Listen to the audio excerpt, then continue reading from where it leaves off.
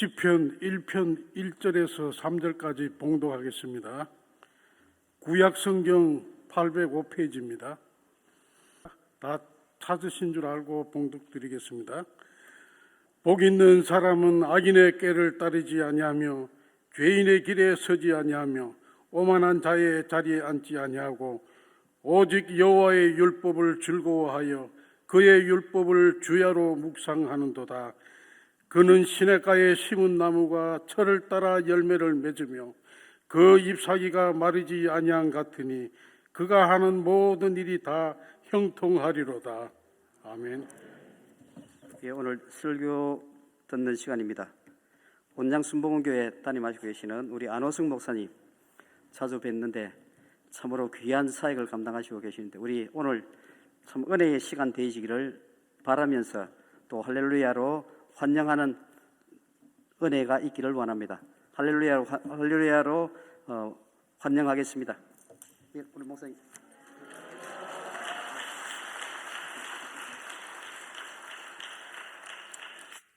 할렐루야. 자주 뵈니까 좀 없어 보이긴 한데 자주 온다고 좀 싸구려로 보지 말고 유명한 큰 대형 교회들도 지금 2년 동안 기다리는 교회들도 있고 그러니까 좀 이렇게 귀하게 좀 여겨주시기를.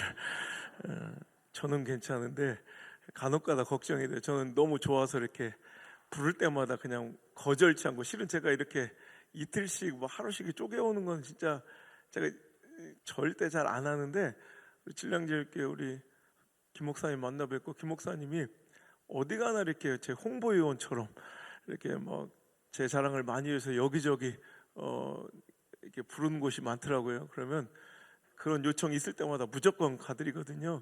그랬더니 이렇게 이번 주도 일정이 이렇게 3일씩 이게 이어져야 되는데 이렇게 쪼개져서 오니까 뭐 이번 주 일정이 아주 엉망이 됐어요. 그래서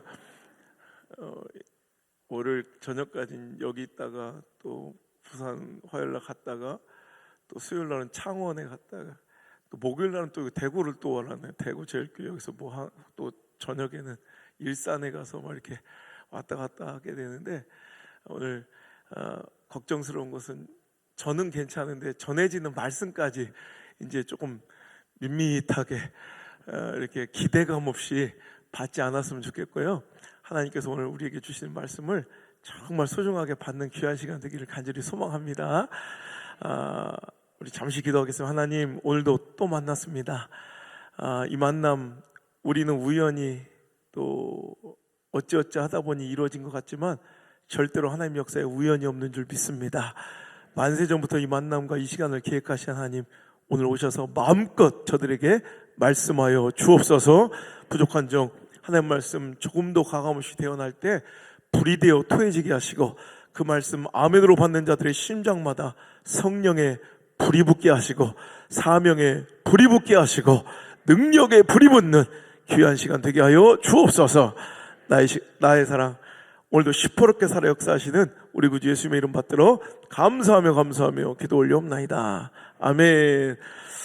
자, 오늘 주신 본문의 말씀 가지고요, 거룩한 자리싸움을 하라. 뭐라고요? 거룩한 자리싸움을 하라는 제목으로 하나님의 말씀을 증거하도록 하겠습니다. 참 우리가 너무나도 좋아하는 말씀인 것 같아요. 액자에도 많은 가정마다 걸려있는 것을 보았는데요, 3절, 그는 시냇가에 심은 나무가 철을 따라 열매를 맺으며 그 잎사귀가 마르지 않은 같으니 그가 하는 모든 일이 다 형통하리로다. 이 복이 여러분의 복 되길 주 여러분을 축원합니다.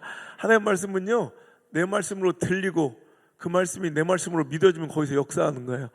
아무리 하나님의 말씀이 진기하고 좋은 말씀일지라도 이것이 내 말씀으로 들려지지 않으면 그것은 헛거에 아무런 능력 없이 내 삶 속에 적용되지 않지만, 하나님의 말씀이 들리는 축복, 그 말씀이 나의 말씀으로 나를 향한 하나님의 약속으로 믿어지는 은혜 있기를 주 여러분을 축원합니다. 여러분, 한번 기회를 한번 드려볼까요? 이 성경 말씀은요, 이렇게 각자 다 다른 환경 처지 이 상황 속에서 나와서 다 뭐 배경도 다 다르잖아요. 그런데 희한하게 하는 말씀을 딱 선포하면 동일한 지식과 정보만 딱 공유하는 게 아니라 그 사람에게 딱 알맞는 하나님의 부르심과 개입과 하나님의 역사가 어찌 그렇게 주도면밀하게 이루어지는지.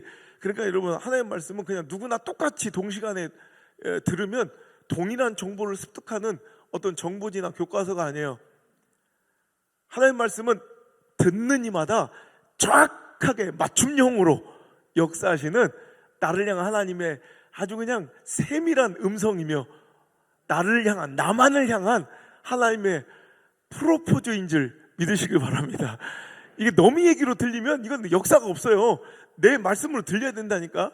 그래서 제가 일본에서 유학할 때 제일 짜증나고 재수없었던 게, 일본 애들은 꼭 지 이름을 이렇게, 우리는 좀 이렇게 낯간지럽잖아. 근데 요코는 막 자기 이름이 요코인데 그냥 나는 이렇게 하는 게 아니라 요코는 막 이런 얘기를. 근데 좀 약간 짜증나는데 오늘 이 시간만큼 한번 우리 그렇게 해봤으면 좋겠어요. 제 3인칭 3자의 입장으로 읽지 말고 그는 뭐 이렇게 하지 말고, 그는, 그가 그 자리에 내 이름을 넣어서 하나님께서 지금 나에게 주시는 말씀이다. 자, 믿으면서 한번 읽어봤으면 좋겠어요. 자, 3절에 그는 시냇가에 심은 나무가. 저는 힘들 때마다 어려울 때마다 이상하게 제가 어릴 때 이 말씀을 딱 처음 접하는데 하나님께 저에게 주신 말씀인 게 믿어지는 거예요. 안 믿어지면 할 수 없고요. 자기들은 뭐 싹 다 망하든지 뭐. 그런데 저는 이 말씀이 어릴 때 딱 듣는데 내 말씀으로 나에게 주신 하나님의 축복의 선언으로 믿어지는 거예요. 그래서 저는요, 와, 그때마다 좀 힘들고 어렵고 목회할 때 또 어려울 때 있잖아요. 그러면 아직도 저는 이 말씀을 읽어요. 호성이는 시냇가에 심은 나무가 철을 따라 열매를 맺으며 그 잎사귀가 마르지 않은 것. 호성이가 하는 모든 일이 다 형통하리로다. 이렇게 읽으면 하나님께 진짜 나에게 주셨던 그 어릴 때 그 약속, 이 말씀을 다시 한번 다지며, 아무리 지금은 사망의 음침한 골짜기 같은 어려움 속에 있을지라도 반드시 최후 승리를, 반드시 푸른 초장을, 반드시 쉴만한 물가를 하나님 만나게 하실 거라는 믿음이 다시 샘솟아서 그 위기와 아픔과 고난의 시간을 잘 견딜 수 있더라고요. 여러분한테도 기회를 드릴게요. 한번 그는, 그가, 너미의 길을 읽지 말고 진짜 나만의 하나님 주시는 음성으로 한번 읽어보시길 바래요. 자, 그는, 그 자리에 저는 제 이름 넣어서 읽을 테니까 여러분의 이름을 한번 넣어서 크게 한번 봉독하고 아멘 하시길 바랍니다. 이거 이제 다시는 기회 없어. 특히 경상도에서는 이런 거 낯간지러워서 다시는 못할 일이에요. 여기서 한 번만 눈 딱 감고 한번 해보세요. 자, 시작. 호성이는 시냇가에 심은 나무가 철을 따라 열매를 맺으며 그 잎사귀가 마르지 아니함 같으니 호성이가 하는 모든 일이 다 형통하리로다. 아멘. 믿어지십니까? 믿어지십니까? 그럼 하나님 역사하기 시작한 거예요. 자, 다시 한 번만 시작. 호성이는 시냇가에 심은 나무가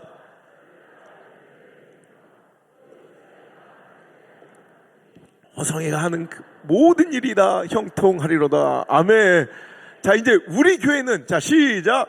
우리 교회는 시냇가에 심은 나무가 철을 따라 열매를 맺으며 그 잎사귀가 마르지 않음 같으니 우리 교회가 하는 모든 일이 다 형통하리로다.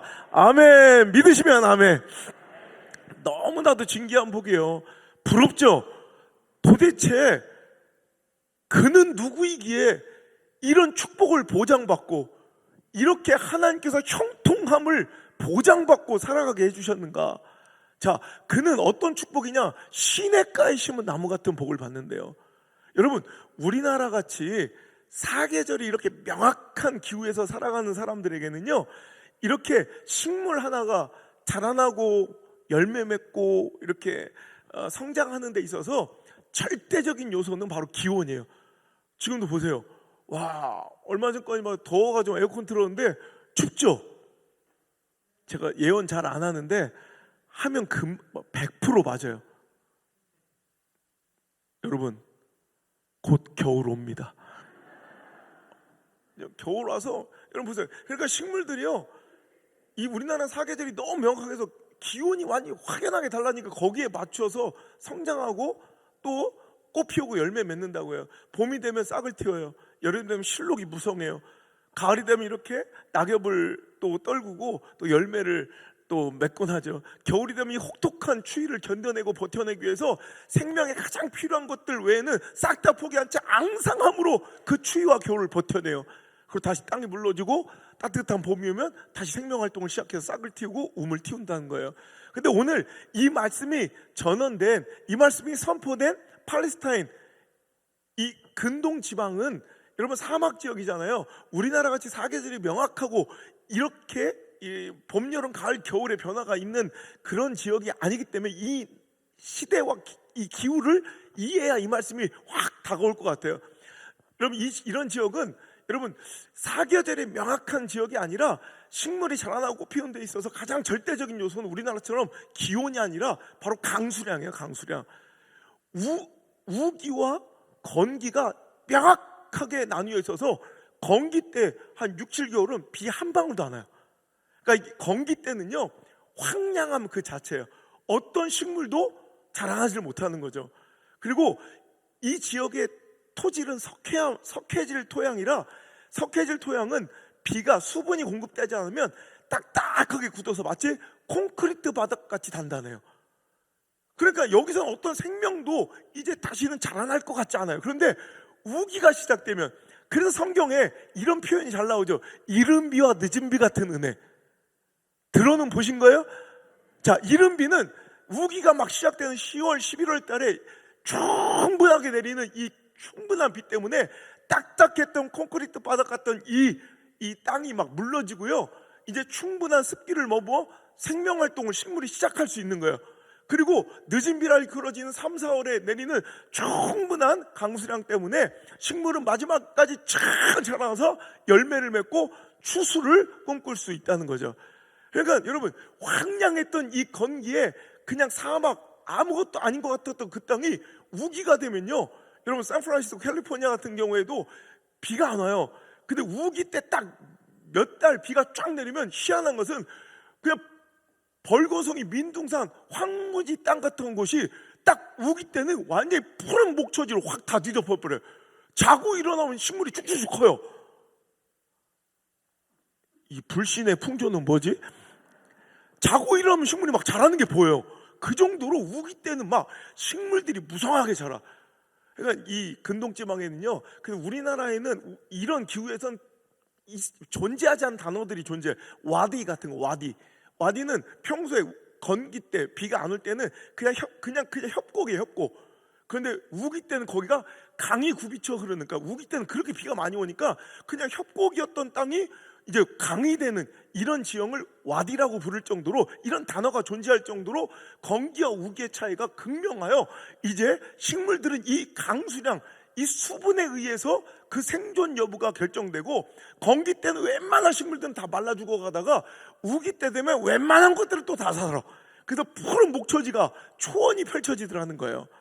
자, 이해가 되시죠? 그러면 이제 이 충분한 수분을 머금고 막 무성하게 자라던 이 목초지, 초원 같았던 이 땅이 또다시 건기가 찾아오면 또 언제 그랬냐면 모든 생명들이 다 말라 비틀어져 죽어가는데, 중요한 것은 그 건기 때 다 죽어가는 이 황량함 속에서도 절대로 생명을 잃지 않고 무럭무럭 자라며 열매를 막 주렁주렁 매달고 있는 나무들이 있으니, 그것들은 어떤 종류, 어떤 종자? 종자와 종류가 중요한 게 아니라 장소가 중요한 거예요. 시냇가에 심겨진 나무들은 건기를 두려워하지 않아요.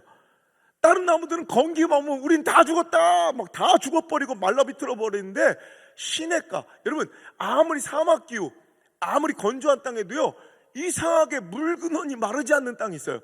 여러분 제가 한번 이 사막을 여행하다 보니까, 우리는 사막은 물이 하나도 없는 곳이라고 생각하잖아요. 근데 그렇지 않더라고요. 그 유목민들은요, 그 원주민들은 기가 막히게 알아. 이게 이 모래 언덕에서 이렇게 보면 저쪽을 한번 밟아보래. 그럼 가면 내가 볼 땐 그 일반 땅이에요. 그냥 모래. 근데 그냥 계속 밟으래. 그러면 뭐한다? 계속 밟잖아. 그러면 점점점 이 모래 색깔이 시커멓게 변해가요. 그러다가 좀 계속 밟고 있으면 척척척척 소리가 나요. 물이 나와요. 이렇게 물 근원이 마르지 않는 이상하게 사막 지역에도, 건기에도 물 근원이 마르지 않는 그런 땅이 있어요. 그래서 거기를 이제 이용하고자 파놓으면 그것이 사막 가운데 뭐가 되는 거예요? 오아시스가 되는 거예요. 그 오아시스, 샘, 우리 성경에서 샘이라고 표현되는 그 오아시스, 그 샘 곁에 심겨진 나무들은 우리 정글의 법칙이나 영화 같은 거 보면 오아시스 곁에 막 야자수들이 쫙 둘러서 심겨져가지고 막 열매를 주렁주렁 매달고 있는 거 보셨죠? 그림 같은 장면, 그 얘기를 표현하는 거예요. 그 샘 곁에, 그 시냇가에, 그 오아시스 곁에 심겨진 나무들은 철을 따라 열매를 맺으며, 그래서 NIV 성경이랑 KJV 성경 보면 뭐 in its season, in his season 이렇게 나와요. 근데 이건 그의 계절, 그의 때가 되면 뭐 이런데, 저는 이 말씀 표현이 좀 약간 부족한 것 같아요. 이거는 every season이 맞아요. 그러니까 이 수분만 계속해서 공급되면 얘들은 자기 때가 없어, 자기 철이 없어. 그냥 철철마다, every season, 그냥 시즌마다. 여러분, 이게 우리 태국에서는요, 우리나라는 여러분 쌀 벼농사의 철은 언제예요? 가을. 그렇죠. 근데 이 말이 우리나라에서는 통용되고 맞지만 태국에서는 안 맞아요.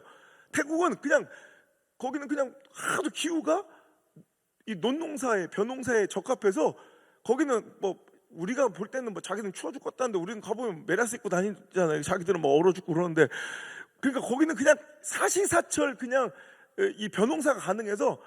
우리 옛날에 그랬다. 참, 옛날에 제가 이렇게요, 우리 엄마 아빠가 저를 어디서 주워온 줄 알았어요. 왜냐면 우리 엄마 아빠가 신방을 갔다 오면 우리 삼남매가 지들끼리 알아서 밥을 이렇게 차려 먹어야 되잖아.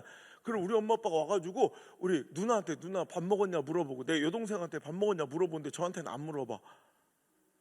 나도 똑같은 귀한, 거기다 또 외아들인데 삼남매 똑같이 밥 먹었냐 안부를 걱정해야 되는데 나는 걱정을 안 해주더라고. 그래서 어느 날 내가 엄마한테 이제 그랬어요. 엄마가 자꾸 밍크코트 사달라길래, 그래서 하나 사주면서 그랬어요. 내가 사주긴 하는데 엄마도 그러는 거 아니라고, 나한테 뭘 해줬다고 이렇게 당당히 욕을 하냐. 나 어릴 때부터 상처가 있었다. 신방 갔다 오면 다 자식들한테 물어보고 왜 나한테 밥 먹었냐 안 물어봤냐 했더니 엄마가 무슨, 야 너는 물어볼 필요가 없더라. 그러니까 갔다 와서 상이 더럽고 지저분하면 내가 밥을 먹은 거고 깨끗하면 안 먹은 거예요. 그러니까 저는 밥 먹을 때 많이 흘렸대요.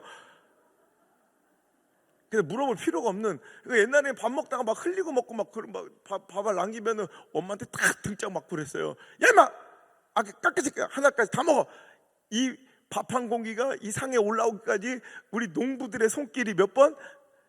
88번이 갔다 뭐 이래. 그럼 내가 엄마한테 그거 누가 센 거래요? 그랬다가 막 또 뚫어 막 그랬어요.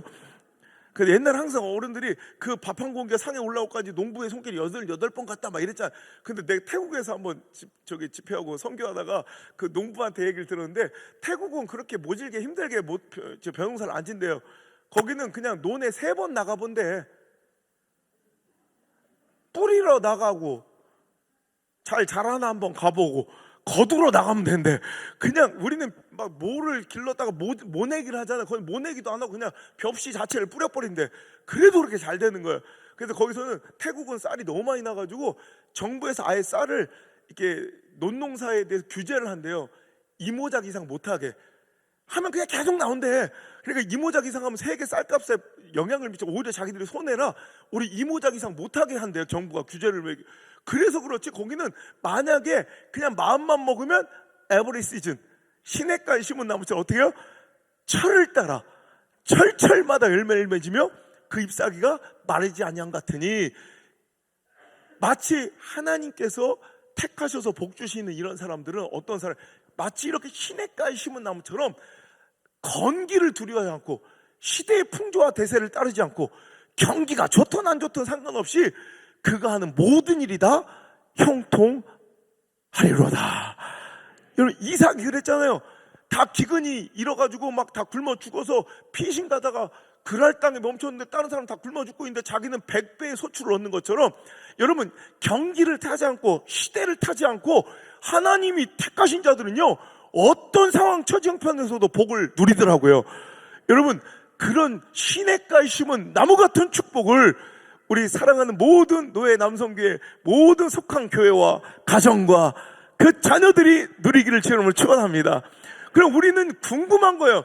도대체 그가 누구이기에 시냇가에 심은 나무처럼 오늘도 건기를 두려워하지 않고 시대의 어려움과 상황을 탓하지 않고 언제나 형통한 축복, 무엇을 하든 형통한 축복을 주시는 자는 대간절 어떤 사람이기에 하나님께서 이런 복을 주실까? 그는이 누구야? 그는이 그는이 바로 1절에 복 있는 사람과 같은 사람이에요. 그러니까 우리는 제가 수능 강사를 한다면 그는에 동그라미 해놓고 복 있는 사람 동그라미 두 개 연결해 놓으면 딱 맞아요. 여러분, 복 있는 사람이 바로 그는인데 어떻게 살아가면, 즉 1절, 2절처럼 살아간 사람에게는 3절 시냇가에 심은 나무 같은 축복을 주겠노라 약속하신 거예요. 그러니까 정작 진짜 중요한 건 우리가 좋아하는 3절 말씀만 액자에 걸어놓고 책갈피로 꽂아놓고 달달달달달 외운다고 이 말씀이 내 말씀, 이 축복이 내 축복, 이 약속이 내 약속 되는 것이 아니라 실제로 진짜 중요한 것은 복 있는 사람들의 행동과 삶의 선택이 어떠해야 되겠는가. 즉 1절, 2절이 훨씬 더 우리에게 유익하고 중요한 말씀이에요. 여러분, 우리가 좋아하는 말씀들 있죠. 성경에 막 조금 되면 이제 성부 영신 예배 때 말씀 뽑기 할 때 맨날 많이 들어가는 그런 축복의 말씀들이 있어요. 그럼 우리는 그 말씀을 되게 좋아하고 평생을 간직하려고 해요. 근데 물론 좋지만 진짜는요, 내가 받고 싶은, 누리고 싶은 그 좋아하는 말씀들이 중요한 게 아니라 성경에는 항상요, 이 축복의 약속을 어떤 사람에게 주실 것인가에 대한 하나님의 이 축복의 전제 조건, 이 축복의 이행 조건, 이 약속의 실행 조건이 우리가 좋아하는 성구, 이 말씀 전이나 후에 반드시 들어가 있어요. 반드시 기록되어 있어요. 그러니까 우리가 여러분 그 말씀보다 더 중요하게 생각해야 될 것은 이 복은 대간절 하나님이 어떤 사람에게, 어떤 공동체에게, 어떤 믿음의 행동과 결정에게 이 복을 주시는가. 우리 이 축복의 전제 조건, 이행 조건을 더 궁금해하고 이것을 여러분 이행하며 살아야 돼요. 3절만 달달달달달 외운다고 나는 시냇가에 심은 나무가, 나는 시냇가에 심은 나무야 철을 따라 열매 맺을 거야. 이건 남녀 호랭교요. 남녀 이거 10,000번 외치면 복 받는다며. 이거하고 똑같은 짓이에요. 여러분, 이거 아무리 10,000번을 외쳐도 안 돼. 여러분, 이 축복, 시냇가에 심은 나무 같은 축복을 우리 교회가 누리고, 여러분 가정이 누리고, 여러분 자녀들이 누리고 원한다면 복 있는 사람답게 사세요. 복 받을 인생을 사세요. 그게 바로 1절, 2절의 말씀이에요. 자, 그러니까 우리가 진짜 중요한 건 1절, 2절 이렇게 살아가서 시냇가에 심은 나무의 축복을 받자는 얘기예요. 자, 그럼 1절, 2절 한번 읽어봅시다. 도대체 복 있는 사람은 어떤 사람인가? 자, 시작. 복 있는 사람은 악인들의 꾀를 따르지 아니하며 죄인들의 길에 서지 아니하며 오만한 자들의 자리에 앉지 아니하고 오직 여호와의 율법을 즐거워하여 그의 율법을 주야로 묵상하는 자로다. 아멘. 이렇게 살아가는 복 있는 사람에게는 하나님께서 시냇가에 심은 나무 같은 축복을 그에게 주시겠다는 거예요. 여러분, 복 있는 사람, 그래서 시냇가에 심은 나무처럼 철을 따라 열매 그 잎사귀가 마르지 않은 것 같이 그가는 모든 일에 형통함을 약속받은, 여러분 성리와 성공을 보장받고 살아가는 그 축복의 사람, 그 복 있는 사람의 정체를 제가 쭉 보니까 그냥 한마디로 정의하자면 자리 싸움의 승자예요. 자리 싸움 잘하는 사람이에요. 우리는 세상 속에서 자리 다툼한다, 자리 싸움한다 하면 되게 안 좋은 부정적인 어감이잖아요. 그래서 신앙이 뭡니까? 믿음 생활이 뭡니까? 물어보면 결국 이거예요. 자리 싸움의 승자. 거룩한 자리 싸움 하는 게 이게 바로 믿음 생활이고 이게 신앙 생활이더라고요. 오늘 보세요. 복 있는 사람이 어떤 사람이에요? 별스러운 짓 한 게 아니라 그는 복 있는 사람 뭐 했대요? 악인들의 꾀를 따라가지 않았어요. 죄인들의 길에 서 있지도 않고요. 오만한 자들의 자리에 등신처럼 앉아 있지도 않아요. 그 대신 어디에 그의 정신과 그의 물질과 그의 시간과 그의 열정을 쏟느냐? 오직 여호와의 말씀을 즐거워하여 주야로 그 하나님의 말씀을 묵상하는 자가 바로 복 있는 사람이래요. 그러니까 우리는 본성적으로 우리의 죄성과 악함은 가만히 놔두면 어디가 있는 게 재밌어요? 악인들의 꾀를 따라가는 게 훨씬 더 재밌어요. 죄인들의 길에 서 있는 게 훨씬 더 재밌어요. 오만한 자들의 자리는 막 중력의 법칙처럼 그냥 내 엉덩이를 끌어당겨. 근데 겸손의 자리, 헌신의 자리, 선교의 자리, 아프리카 우물 파는 자리, 교회 짓는 자리, 선교하고 전도한 자리는 재밌어요, 없어요? 재미 더럽게 없는 거야. 그러니까 아무도 안 오잖아, 여기. 여러분, 그렇지만 하나님이 지금 주목하고 있는 사람들은 어떤 사람이냐? 아무리 내 상황과 처지와 형편이 어찌하든 시대적 대세와 유행이 어찌하든 나는 악인들의 꾀, 죄인들의 길, 오만한 자들의 자리에 어떻게든 본능적으로 끌리지 않고 죄성으로 끌리더라도 그걸 말씀으로 이겨내고 하나님 기뻐하시고 하나님 원하시고 하나님께서 지금 바라시는 그 일에 내 시간을 드리고 내 물질을 드리고 내 열심을 드리고 우리 가정과 내 자녀들의 인생을 심는 자, 그런 자들은 지금은 손해처럼 보이고 지금은 바보처럼 보이고 지금은 오히려 그것이 억울하고 그것이 내 삶에 마이너스가 되는 것 같지만 결국 그런 사람들은 시냇가에 심은 나무처럼 그 시냇가에 심은 나무가 건개도 말라 죽지 않는 것처럼 철을 따라 열매 맺게 해주실 것이고 그 잎사귀가 무성한 것 같이 그가 하는 모든 일이 다 형통할 줄 믿습니다. 그러니까 우리는 여러분 자리싸움에 승리해야 돼요. 거룩한 자리싸움에 이기는 자가 돼야 돼요. 어쩌면 여러분 이 자리에 앉아 있는 것도 거룩한 자리싸움의 승자예요. 이 시간에 여러분 커피숍에 가 있는 것이 여러분 그냥 즐겁게 단풍놀이 가 있는 것이 훨씬 더 즐거운 내 마음의 생각이었을 건데 그것을 이기고 그것을 박차고 하나님이 기뻐하시는 하나님 말씀에 근거하여 하나님이 원하시는 이 자리에 앉아있는 것 자체가 벌써 거룩한 자리싸움의 승자인 줄 믿습니다. 여러분 이 작은 것들부터 선택과 결정을 잡고 이제는 하나님이 기뻐하신 자리에 뿌리 내리도록 노력하는 삶, 이런 삶이 자꾸 못 이루어지면 지금은 그것이 아무것도 아닌 것 같지만 이것이 나중에는 어마어마한 파괴력, 파급력을 미쳐서 내 자녀와 내 자손들에게 엄청난 축복의 거대한 에펙트, 영향이 될 줄 믿습니다. 오늘 제가 말씀 전하고 온 말씀의 제목이 이펙트인가 리스크인가 라는 제목으로 말씀을 전했어요. 얼마 보니까 옛날에 우리 보수 정당이 완전히 막 지지율이 막 10%대 떨어지고 이제 정권 회복은 이건 불가능하다 여겨지고 뭐 한 100년 이상은 뭐 좌파가 잡겠다 할 때 젊은 당대표 하나가 나와가지고 이제 막 이반됐던 민심을 다시 회복시키고 젊은 세대를 끌어올리고 그래서 한 정치평론가 패널이 그러더라. 이준석 이펙트가 벌어지고 있다. 근데 몇 달 지났더니 똑같은 그 양반이 나와서 이준석 리스크 때문에 당이 망한다고 또 이래. 그래서 여러분 우리 삶에는 어떤 한 사람의 개인적 행동이나 어떤 선택과 결정 때문에 그것이 그 공동체와 조직과 사회와 시대와 그 다음 세대 이런 민족과 나라와 이 시대 가운데 거대한 긍정적인 이펙트가 될 수도 있고요. 이런 부정적인 리스크가 될 수 있다는 거예요. 우리 신앙도 마찬가지예요. 우리 신앙은요, 여러분 오늘 내가 아무것도 아닌 것처럼 보이는 헌신, 순종, 희생, 선교, 전도, 아멘, 봐봐 이거 꼭 시켜야 하잖아요. 이게 아무것도 아닌 것 같지만 이것이 내 자녀들의 삶에 이제 도달할 때는 거대한 긍정의 에펙트가 돼요. 그 자손을 복되게 하고 그 자녀를 신앙의 명문가로 세울 수도 있다고요.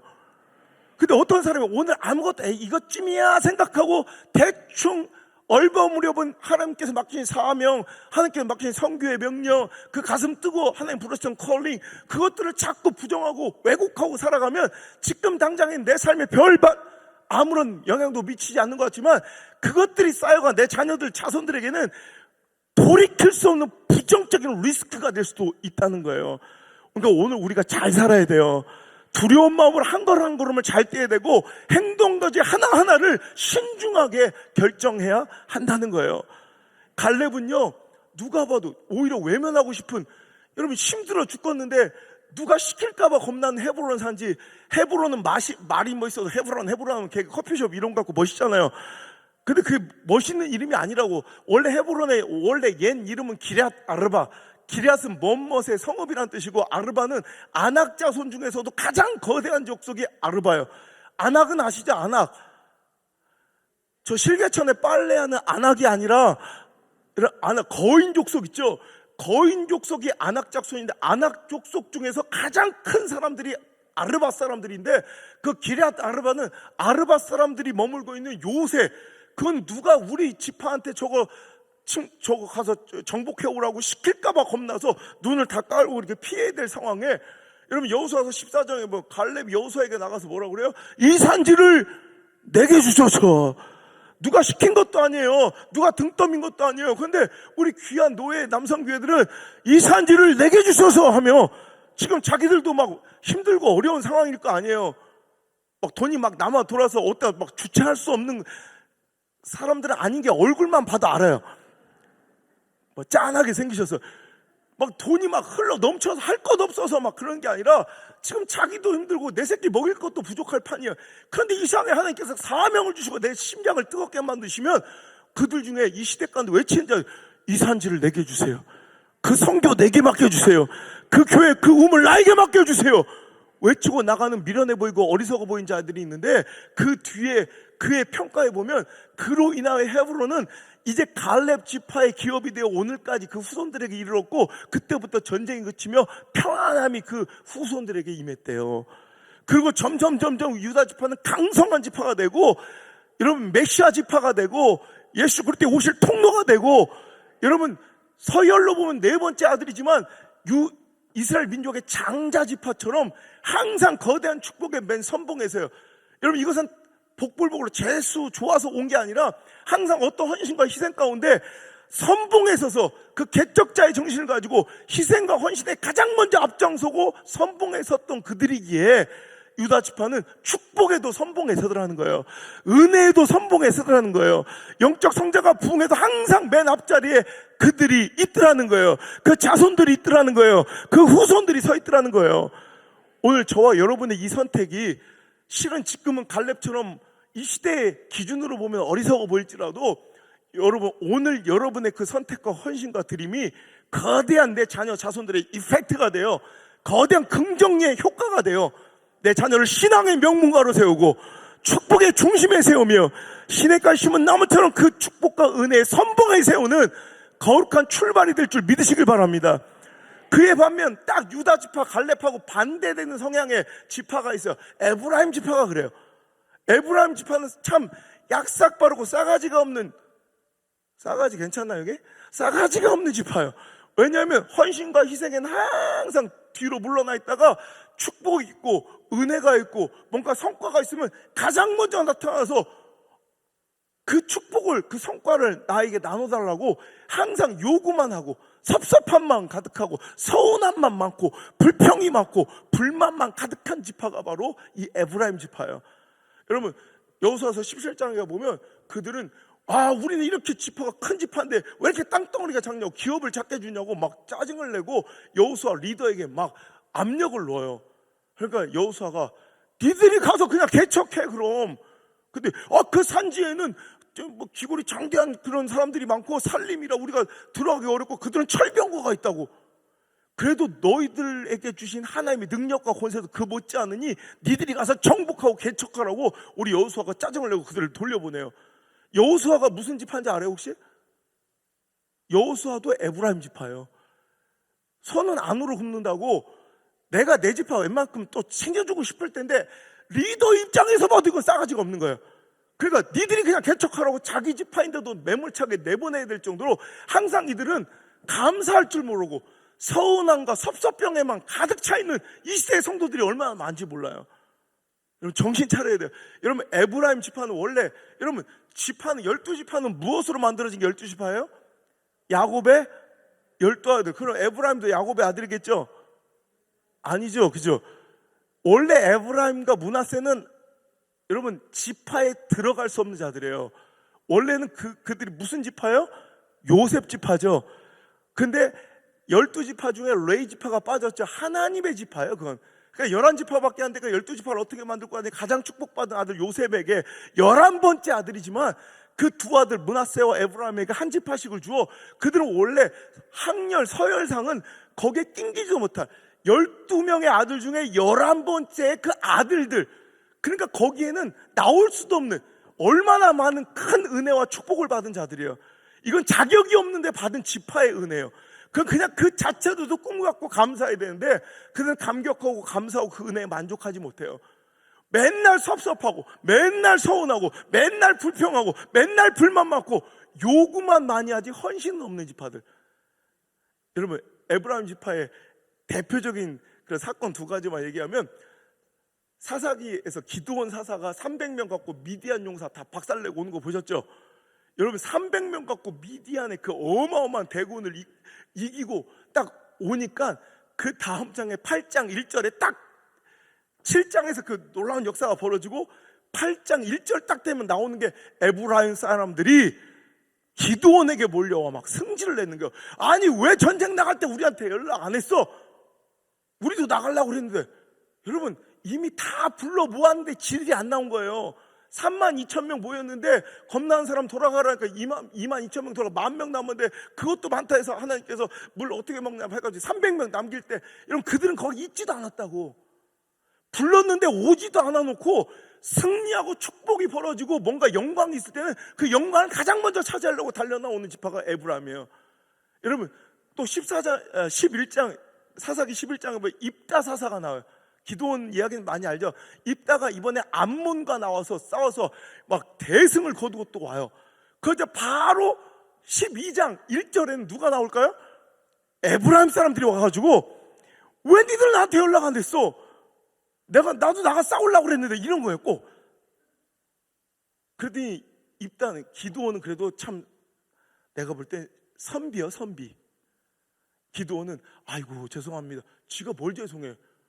근데 아이고 당신네 지파는 제가 한 것과는 비교할 수 크고 아름다운 지파니까 저 용서했다. 오히려 기드온은 그러고서 그냥 그들 화해시키고 그냥 그들의 마음 풀어줘요 그냥.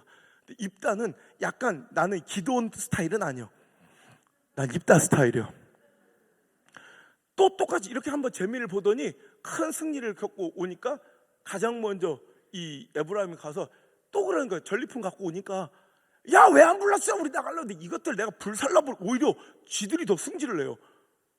그러니까 입다가 안 부르긴 내가 그렇게 불렀는데 우리 도와주러 안 와서 난 목숨 걸고 싸워서 갖고 온 건데 이것들이 오히려 거꾸로 방귀 낀 놈이 성낸다고 화를 내?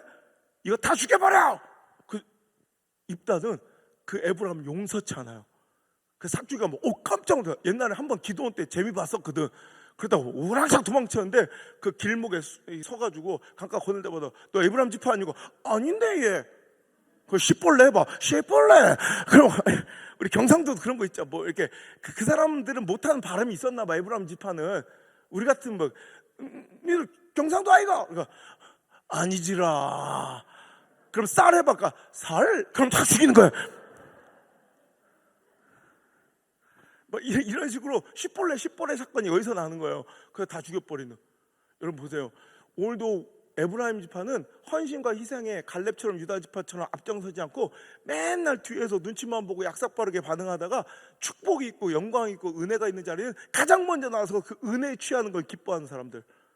근데 결국 이게 훨씬 더 똑똑해 보이고 약삭빠르고 더 이 세상 속에서 잘 사는 것 같잖아요.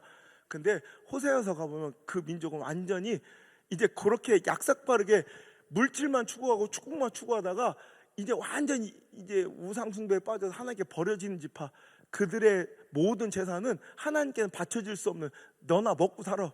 절대로 하나님께 받으시지도 않고 드릴 수도 없는 지파로 소멸되어 없어져 버려요. 여러분 누가 과연 진짜 축복이고 과연 똑똑한 사람들일까?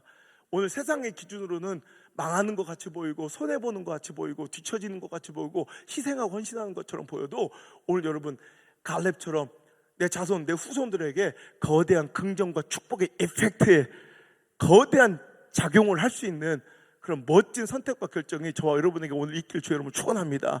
그런 사람을 하나님께서 시냇가에 심은 나무처럼 복을 주시고 사용하여 주신다는 거예요.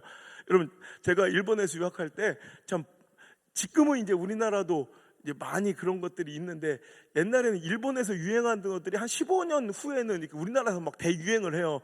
옛날에 제가 한 20몇 년 전에 갔더니 막 캠핑 문화 있죠. 캠핑. 길바닥에서 자는 거. 우리는 이해가 안 됐어요. 그때 멀쩡한 집 놔두고 왜 우리는 길바닥에서 자는 건 노숙자예요. 그런데 지금 우리나라 캠핑이 엄청 유행하잖아요. 그런 식으로 그리고 옛날에 제가 또 이해 안 됐던 건 먹방 있죠. 먹방. 우리 여러분 20몇 년 전만 해도 먹방이라는 개념이 없었어요.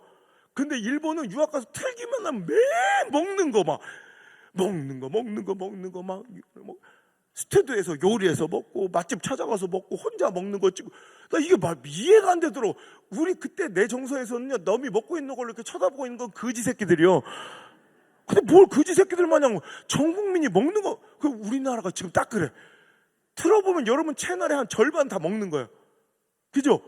막 냉장고 털어서 먹고 백종원이 가서 먹고 막 가서 뭐 돼지 뚱뚱한 것들 4명이 와서 한 입만 하고 쳐먹고 막 온통 먹는 거, 자연인이 뭐 볶아서 먹고 맨 먹는 거밖에 없어. 그러니까 그런 것들이 우리나라에서 이해 안 됐던 것들이 유행해서 한 15년 20년 후에 우리나라에 꼭 올려오더라고요. 그때 중에 관상어 있죠. 관상어.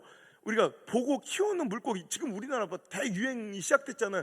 그때 당시에 관상어 물고기, 그 관상어 산업이 되게 유행하더라고요. 우리나라에서는 말도 안 되는 거였는데, 그래서 우리 학교 옆에 엄청 큰 관상어 가게가 있어서 제가 거기 장정 가가지고 이제 구경을 했단 말이에요. 야, 깜짝 놀랐어요. 관상어 이렇게 보는 물고기 있잖아요. 그 물고기 한 마리에 1,000만 원짜리가 있대. 봐봐, 질량 보정 법칙이나 알지? 대구는 뭐 이건 뭐 마른 대구나 알지? 상상도 못할 일이죠. 물고기 한 마리를 1,000만 원짜리 보고 앉았다고? 와, 우리한테는 물고기는 딱 2종류. 회를 뜰 것인가, 탕을 끓일 것인가. 좀 구체적인 사람들은 탕을 지리로 끓일 것인가, 매운탕 끓일 것인가, 뭐 이 정도지. 신선할 때 빨리 잡아먹어야 되는 것이 생선인데 그들은 1,000만 원짜리를 보고 앉았어. 선도 떨어지게. 그래서 내가 참 신기하다. 이런 문화가 있는데, 근데 우리나라는 또 그게 유행이 돼 요즘에. 근데 여러분, 거기서 만난 물고기 중에 이 잉어 종자 중에 개량된 종자인데요. 보고 키우려고 관상용으로 개량된 종자인데, 코이라는 물고기 있어요. 코이. 우리나라의 유금이라는 종자하고 동일한 종자예요. 이 코이가요, 관상용 수족관 어항에서 키우는 실내용 관상용이라 한 8cm 정도 돼요. 왜 배벌록 태어나서 이렇게 알록달록 예쁜 금붕어 새끼처럼 생긴 거 있죠? 그게 잘 보면은 수염이 달렸어. 잉어요. 그게 한 마리에 한 3만 원 하는데, 이 코이라는 종류의 물고기를 봤는데 얼마나 재밌냐면, 이 물고기가 막 되게 좋은 환경을 제공해. 온도도 맞춰주고 막 조명도 켜주고 막 수초도 이렇게 넣어주고 색깔모래 넣어주고. 그거 좋아하는지는 모르겠지만 왜 물레방아를 돌려주죠. 물레방아도 돌려주고 막. 그 붕어 새끼들이 과연 물레방아를 좋아할까? 지가 좋아하는 거 아닐까? 보석상자도 넣어주고 막 이러잖아요. 그렇게 최고의 환경을 맞춰줘도 8cm밖에 안 커요. 그래서 재밌는 건, 그 물고기를 키우던 일본의 가정주부가요, 물을 갈아주다가 실수로 그만 마당에 있는 큰 연못에 빠쳐버렸어, 걔를. 아깝지만 이렇게 잡을 수 없고, 물을 다 퍼내기 전에 못 잡으니까, 그러니까 잊어버리고, 아쉽다 그러고 그냥 지나갔어요. 세월이 흘렀네. 연못에서 몇 년 전에 잃어버렸던 그 코이를, 그 물고기를 잡았는데 글쎄 25cm가 잡힌 거야. 생각해 보세요. 만약에 이 어항에 키우던 물고기가 25cm가 되면 그 어항 터져버려요. 근데 어떻게 8cm, 아무리 잘 길러도 8cm밖에 안 되던 이 코이가 25cm짜리가 나온 거예요. 그래서 이걸요, 거대한 호수나 저수지에 방류해서 키워봤더니 인터넷에 종종 떠요. 이 코이란 물고기가 8cm밖에 안 큰 줄 알았더니 거대한 저수지 호수에서는 무려 1m 20짜리가 나와요. 보세요. 안전해 보이죠? 오히려 평안해 보이죠? 내 생각과 우리 인간적 인본주의 계산질로는 이 어항에 있는 게 훨씬 더 잘 사는 것 같잖아요. 근데 그러면 내 수준의 인생을 벗어나지 못해서 8cm짜리 피레미 같은 인생을 살지만, 두렵고 모험이고 도전이지만 하나님 원하시고 하나님 뜻하시고 하나님 바라시는 곳에 내 시간을 드리고 내 물질을 드리고 내 열정을 드리고, 여러분 그곳에 뿌리를 내리니까, 그 말씀 하나님의 뜻 가운데 뿌리를 내리면 여러분 1m 20짜리 대어 같은 인생이 될 수도 있더란 말이에요.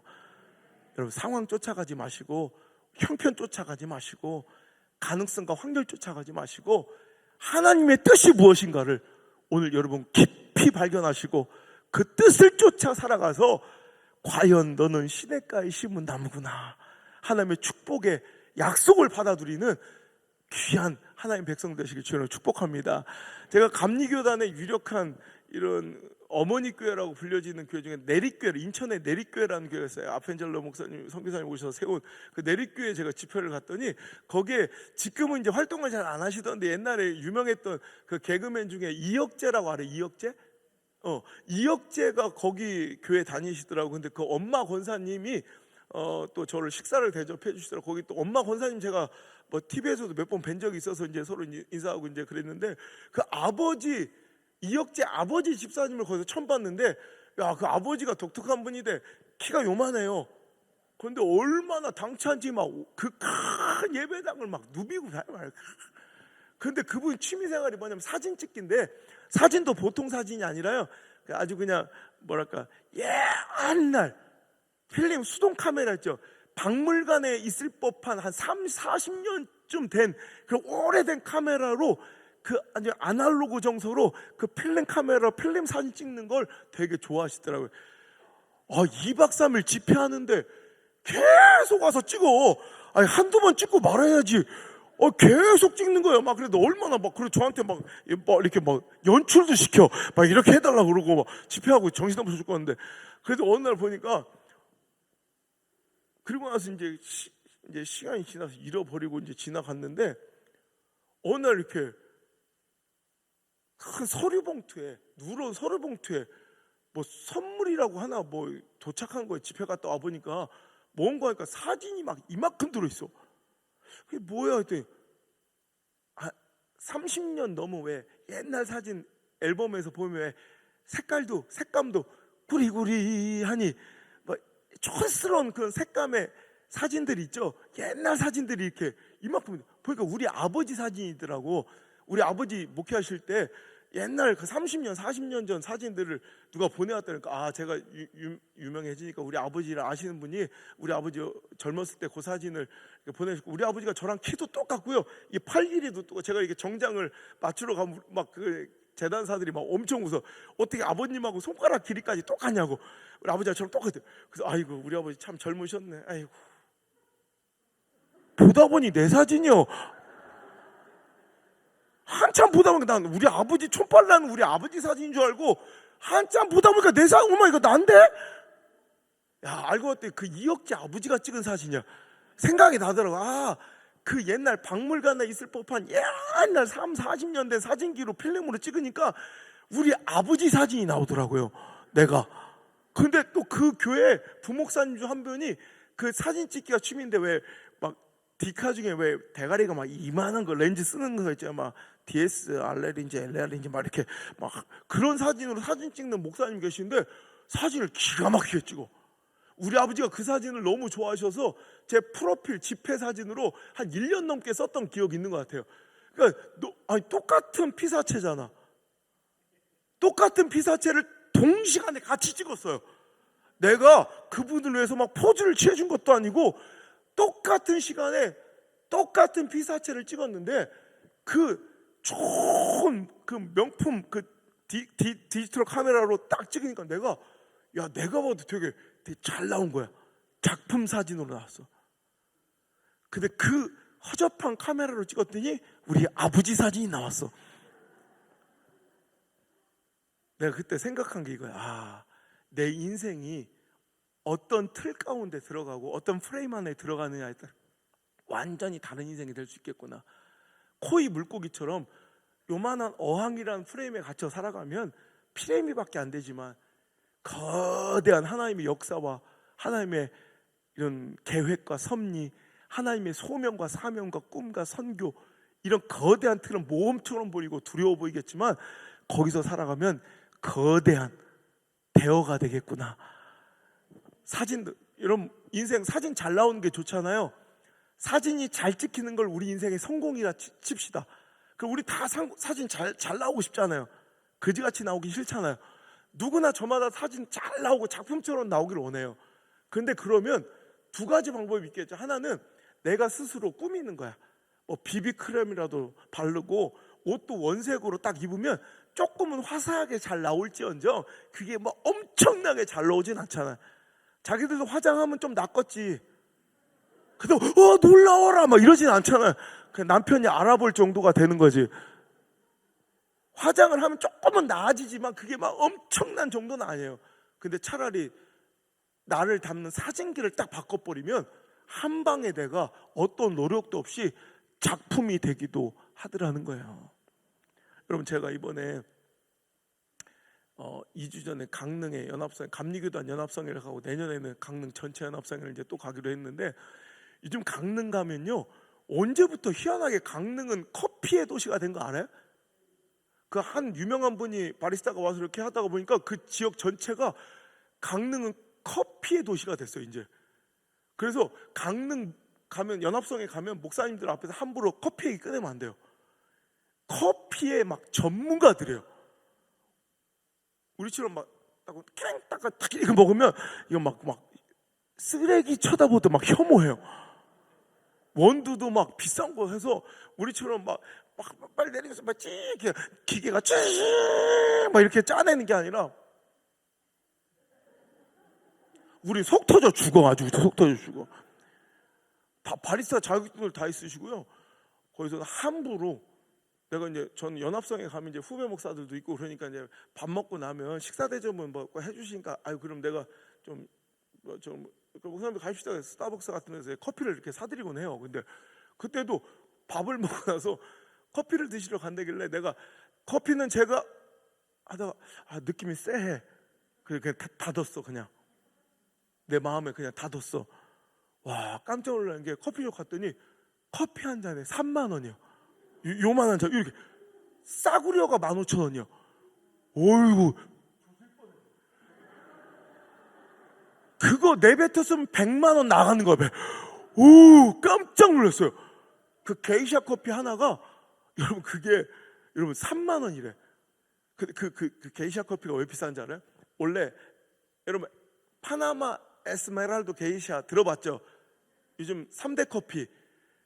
이 파나마 에스메랄드 게이샤라는 커피가 원래는 이 에스메랄드라는 이 원두가요, 원래는 에티오피아산이에요.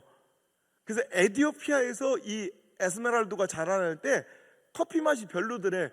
그래서 이 에티오피아산 에스메랄드는 키로당 한 2만 원, 3만 원 해요. 그런데 희한하게 어떤 우연히 이 에스메랄드를 파나마에 심었더니 기가 막힌 원두가 나와서, 여러분 에티오피아 에스메랄드 게이샤는 원두가 2만 원, 3만 원 했잖아요. 1kg에. 파나마에 심은 똑같은 종자를 파나마에 심었더니 파나마 에스메랄드 게이샤는 얼마인지 알아요? 원두 1kg에 30만 원이 넘어요. 그러니까 그 게이샤 커피가 한 잔에 3만 원 해야 되는 거예요. 너무 대단하지 않아요? 거기가 커피거리가 막 커피숍이 한 몇십 개가 쫙 있어. 안목해변이라고, 거기가 커피에 아주 막 성지가 됐어요. 그냥 커피숍이 쫙 있는 안목해변에 커피거리가 있다. 근데 그 커피거리가 왜 커피거리가 된지 알아요? 옛날에 여러분 보신 분들, 세상에 이런 일이 막 이런 거 보면 자판기 커피가 강릉에서 되게 맛있는 커피가 있어서 사람들이 그 자판기 커피 200원짜리 먹으려고 와서 줄을 서는 그런 전 옛날에 봤어요. 그 자판기가 있던 데가 안목해변 그 입구예요. 그 길거리 커피 200원짜리 그 길거리 커피가 유명해지다가 그 거리 커피가 커피 거리를 만든 거야. 나만 또 감동스럽나? 아직도 그 자판기가 있어요. 그 입구에. 처음에는 이 보잘것없는 자판기 200원짜리 자판기 커피라고 다 길거리 커피라고 무시했을 거야. 그런데도 거기서 최선을 다하고 그 자리를 지키며 악인의 길을 따르지 않고 죄인들의 길에 서지 않고 오만한 자들의 자리에 앉지 않고 하나님 기뻐하신 자리에 누가 뭐라고 손가락질하고 싸구려 취급을 해도 그 자리를 잘 지키니까 여러분 나중에 후대에 가서는 그 거리 커피가 커피 거리를 만들어 버렸어요. 여러분 오늘 끝날 시간이라고 하나님께서 전화를 해주셨어요. 28분 정확하시네. 2분 남았다. 정리해라. 이 시스템은 올 때마다 부러워요. 이 시스템이 3억인가 해요. 지금 2억 모았는데 우리도 1억만 모으면 이 시스템을 도입하려고 그래요. 근데 끝날 때 되면 하나님이 딱 역사를 딱 전화해서 이제 대충 해라, 이제 그만해라, 알아듣도 못한다 뭐 이러면서 알려주시는 이런 시스템이에요. 여러분 우리 한국교회가 어쩌다 이 모양이 됐는가 싶어요. 저는 가슴이 아파요.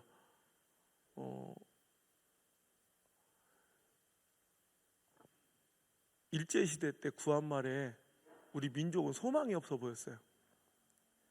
여러분 6.25 동란 이후에 한국을 바라보는 외신들의 표현, 또 직접 이 땅에 와서 이 전장을 밟으며 이 나라를 구하기 위해서던 메가다 정군의 그 표현에 비르면 여기는 희망이 없는 쓰레기장 같은 땅이라고. 만약에 이런 나라가 다시 회복한다면 마치 쓰레기통 속에서 저절로 장미꽃이 핀 것 같다라고 얘기할 정도로 소망 없던 이 시대, 한국교회는 유일한 희망이었어요. 복음화율이 3%도 안 됐던, 여러분 그 작은, 마치 바닷물의 염도가 4도 정도 되잖아요. 짠 그 염분이 전체 바닷물을 썩지 않게 만드는 것처럼 3% 남짓의 이 복음화율의 한국 교회가 나라도 책임지지 못했던, 국가도 대통령도 어찌할 수 없었던 학교를 세웠고요. 우리나라 복지의 80% 이상 사회복지를 감당했고요.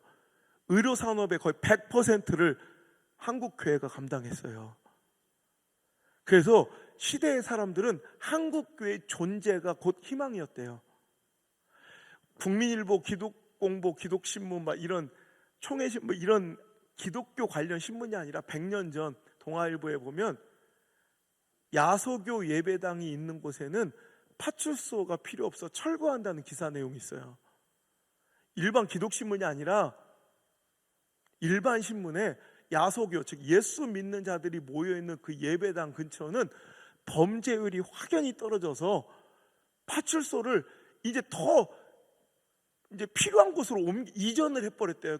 교회가 사회 질서를 책임졌고 갈등을 봉합했고 시대 민족의 위기를, 깜깜했던 절망의 밤에 희망의 등불을 한국 교회가 감당했다고요. 이 코로나 시대에 보니까 이전에는 교회가 존재가 희망이었는데 지금은 90% 넘는 이 시대의 사람들이 한국 교회를 신뢰하지 않는다 얘기하며 교회의 부재를 희망하고 있어요. 교회가 없어졌으면 좋겠대. 가슴 아픈 시대예요. 그것은 교회가 있어야 될 곳에 제 역할을 하지 못해서 그런 것 같아요. 여러분 혹시 협심증 환자 계세요 여기? 혈관이 막혀서 어느 순간 그 혈류가 흐르지 못해 부풀어오다 팡 터져버리면 여러분 사망 내지는 중증의 희유장애로 이 마비가 돼 풍이 온다고 그러죠. 그렇게 심각한 일이 벌어질 수 있는 협심증 환자들에게는 너무나도 생명과 같은 소식이 있었고 명약이 있었는데 개발된 협심증 비상약이 있어요. 그러니까 뭔가 정신이 어지러지라고 뭔가 말이 어눌해지고 협심증 이게 혈관이 막히는 것 같으면 여러분 보신 분이 있을 거예요. 뭐 할머니들이나 이렇게 노인정 같은 데 가서 갑자기 뭘 꺼내가지고 혀 밑에다 놓고 빠는 거 보셨죠? 그게 협심증 약이에요. 그걸 누면 막혔던 혈관 일시적으로 뻥 뚫려서 혈관이 터지는 거, 뇌혈류가 터지는 것을 방지해요. 너무너무 이 협심증 환자나 그 가족들에게는 생명을 보존시켜준 생명의 명약으로 너무너무 감사한 약이라고요. 이 약이 여러분 개발될 때 시대는 환호했어요. 너무 감사했고 이 약을 만드는 재료가 뭐냐면 니트로글리세린이라는 물질이에요. 니트로글리세린. 이 니트로글리세린으로 협심증 약을 만들어서 수천만 명을 지금까지 살리는 생명의 명약으로 사용했다고요. 근데 이 똑같은 니트로글리세린으로 만든 또 다른 물질이 있어요. 우리가 너무나 잘 아는 물질. 바로 다이너마이트, TNT 폭탄이에요. 똑같아요, 재료가. 근데 이 니트로글리세린이 협심증 약 안에 담겨 있으면 수천만 명의 사람을 살리는 생명의 명약이었건만 이 니트로글리세린이 다이너마이트 용기에 담기니 수천만 명을 죽이는 죽음의 사망의 폭약이 되더라는 거예요. 교회가 딱 그런 것 같아요. 목사가 딱 그런 것 같아요. 우리 그리스도인들이 딱 그런 것 같아요. 마치 니트로글리세린처럼 그들이 있어야 될 곳에, 하나님께서 명령하고 바라시는 그곳에 뿌리 내리고 헌신하고 순종하고 희생하고 선교하고 드리고 나아가면 우리의 존재는 희망이에요. 하지만 지금처럼 교회가 있어야 될 곳에 있지 못하고 헌신해야 될 곳에 헌신하지 못하고, 희생하고 선교해야 될 곳에 우리의 물질을 심지 못하고 그 은혜를 갚지 않으니 우리는 이제 세상의 손가락질 당하며 오히려 시대의 갈등의 이런 희망의 가교였던 한국 교회가 이제는 모든 갈등의 그 시작점으로 모든 문제를 또 아픔을 해결해주는 그 상처를 에워싸는 후시딘 같은 역할을 감당했던 한국교회는 그 상처를 후벼 파는 그런 존재로서 인식되며 손가락질하고 비판하고 있을 때, 저는 오늘 와서 저는 그냥 어떤 내용의 집회인지도 모르고 왔다가 실은 되게 감동했어요. 얘기를 들은 즉슨 남성교회 연합회가 모여서 뭐 연합을 했다는데 뭐 어떻게 연합을 많이 뭐 지하 조직인가 봐요. 지금 다 나머지 분들은 지금 지하의 조직으로 뭘 비밀리 활동하고 계시는 분들이 연합을 해서 아프리카 그 어려운 곳에 지금 교회도 없어서 천막을 치고 예배드리는 그곳에 교회를 지어드리고, 거기 물이 귀한 곳에 우물을 파서 그 우물 곁으로 사람들을, 거기 물이 있으면 사람들 그 물을 한 통씩 사 쓰는 그런 어려운 지역인데, 그 교회에서 우물을 파드리면 우물을 그냥 마음껏 무료로 사용하게 되면 사람들이 막 글로 몰려와 거기가 복의 근원이 되고 중심지가 되어 교회가 부흥하고 복음이 저절로 전해진대요. 저는 남성교회가 모여서 이런 일을 하시는 게 너무, 저는 연합성회나 이런 걸 잘 안 가요. 왜냐하면 너무 행사스러운 거예요. 가면 너무 행사야. 진짜 하나님의 은혜를 구하고 간청하는 모습들이 아니에요. 그냥 행사예요, 행사. 그래서 저는 연합성회 잘 안 가는 사람으로 유명한데, 여기 보니까 진짜 아름다운 연합이에요. 이런 연합이라면 제가 주님 다시 오실 때까지도 오고 싶어요. 이렇게 생산적이고, 이렇게 헌신적이고, 이렇게 희생적이고, 이렇게 선교적인 이런 연합회가 있다는 건 난 너무 감사해요. 이번에도 7개 이상의 교회와 또 우물을 판대요. 얼마나 귀해. 난 남성교회, 여러분 어려운 질문 하나 드릴까요? 여러분, 여성교회는 뭐 하는데요? 여성교회는 여자들이 모여 선교하는데요. 그죠? 뭐 파자하고 반찬 팔고 마음만 맞으면 음식 준비하다가 머리끄댕이 잡는 데가 아니라 여자들이 모여 선교하는 곳이 여성교회예요. 더 어려운 질문 할까요? 그럼 남성교회는 뭐 하는데요? 남자들이 모여 선교하는 곳이에요. 이 당연한, 그러니까 있어야 될 곳에 있지 않으면 욕먹고 손가락질 당하는 비루한 능력 없는 공동체로 전락하는 거예요. 저는요, 어렸을 때 궁금했던 조직이, 우리 아버지가 목사님이니까 남성교회 존재였어요. 남성교회는 해마다 조직은 있고 회장은 있는데 난 그들이 뭔가 활동하는 걸 본 적이 없어요. 도대체 저분들은 뭐 하는 조직인가 어릴 때부터 늘 궁금해서, 그분들이 한번 적극적으로 활동하시는 날이 있어요. 복날에 개 잡을 때.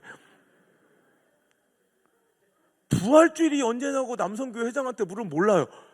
복날은 기가 막히게 알아요. 복날에 내가 키우던 개를 잡아가지고 자기들 파티를 해. 난 그래서 남성교회가 너무 싫었어요. 근데 남성교회는 복날에 개 잡는 부서가 아니더라고요.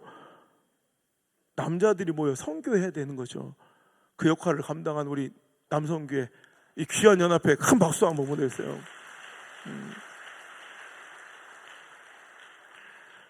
오늘 여러분,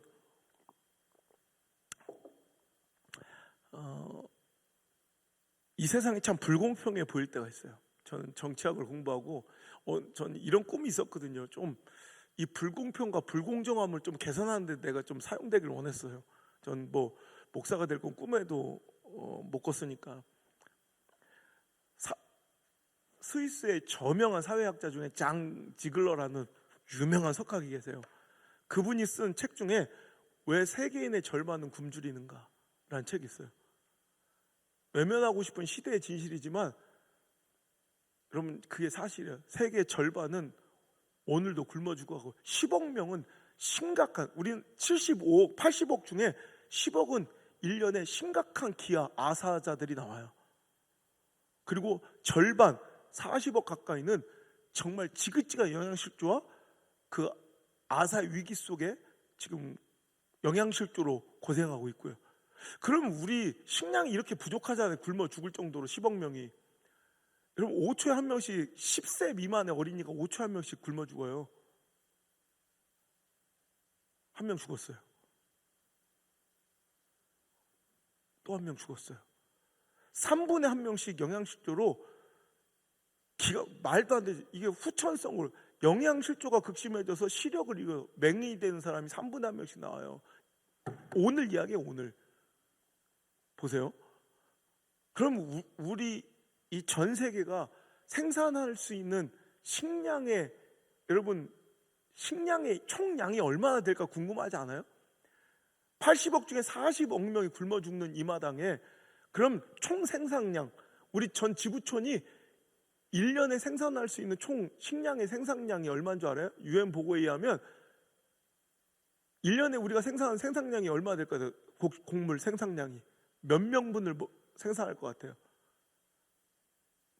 무려 120억 명이 나와요. 120억 명분의 식량이 나오는데 결과는 80억 명 중에 40억 명은 심각한 아사의 위기와 10억 명은 굶어 죽어요. 불공평해 보이죠? 불공정해 보이죠? 이 다름은, 이 기울어짐은 실은 가장 건강한 하나님의 흐름을 유발하는 장치예요. 수평으로 평평하고 평행하면 더 안정적이고 이게 더 행복할 것 같지만 하나님의 법칙에 의거하면 여러분 흐르지 않는 건 반드시 부패하고 오염해요. 그래서 공산주의가 망하는 거예요. 원래 공산주의가 되게 더 이상적이잖아요. 공평하니까. 그런데 공산주의는 지금 다 망하고 가장 극빈자가 되는 이유가 반드시 평평하면 반드시 망하게 돼 있어요. 근데 오히려 빈부의 격차나 뭔가 다름이 있는 이 다름은 오히려 흐름을 유발해서 건강함을 유지시켜줘요. 막스와 엥겔스가 자본주의는 분명히 멸망할 수밖에 없는 제도예요. 진짜 이건 제가 정치학자로서 자본주의는 무조건 멸망해야 돼. 그 끝은 부익부 빈익빈이 극심하대다. 근데 자본주의는 망하지 않아요. 왜? 그들 엥겔스가 계산하지 못한 막스가 여러분 계산하지 못한 게 뭐냐면 이 크리스찬들의 거룩한 프로테스탄트들의 자본주의 정신과 양심이 있는 거예요. 가진 자가 흘려보내준 거예요. 나누는 거예요. 헌신하는 거예요. 희생하는 거예요. 그것 때문에 오히려 이 사회는 더 건강해졌고 오히려 공산주의는 망해가고 있다는 거예요. 여러분 오늘 우리에게 주신 부유함 이것은 내 것이 아니라 잘 흘려보내라고 주신 하나님의 명령일진데 우리 남성교회뿐만 아니라 오늘도 사랑하는 우리 모든 성도들이 오늘 그 귀한 하나님의 일에 부르심을 받았은즉 잘 흘려보내고 헌신해서 하나님의 귀한 일에 잘 사용되는 멋진 축복이 있을지어다. 기도하겠습니다. 하나님 거룩한 자리싸움의 승자가 되게 하여 주옵소서.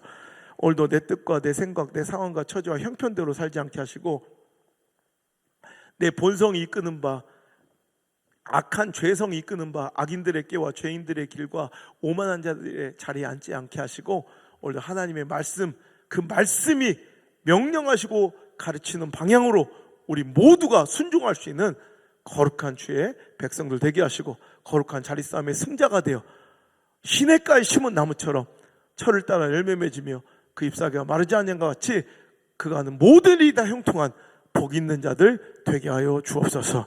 나의 사랑 참 좋으신 언제나 실수가 없으신 우리 구주 예수님의 이름 받들어 감사하며 기도 올리옵나이다. 아멘. 할렐루야. 감사합니다.